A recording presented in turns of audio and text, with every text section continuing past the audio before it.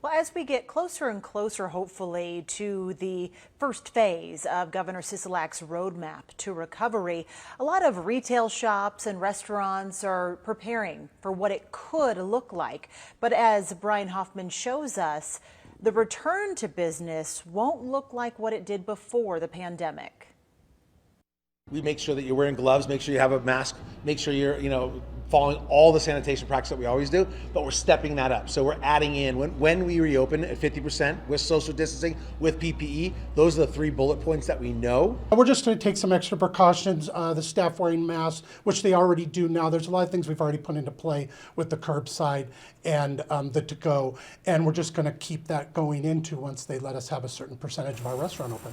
Restaurants are preparing for the partial openings after Governor Sisolak's statement regarding Phase 1 last week. We will consider the gradual reopening of dine-in restaurants and personal care services, but with strict guidelines to protect the health and safety of the workers and the customers. But there are some practices that were created by the pandemic that will remain in some restaurants. We'll keep our curbside, we'll keep our online, we'll keep the things we've added, so we kind of enhance the business as we go back to reopen the business. So the idea being we can kind of try to find that nice balance of best of both worlds. Bully Sports Bar and Grill will be using all the same guidelines when it comes to distancing and PPEs, but has a few ideas on how to give customers the experience that they go for.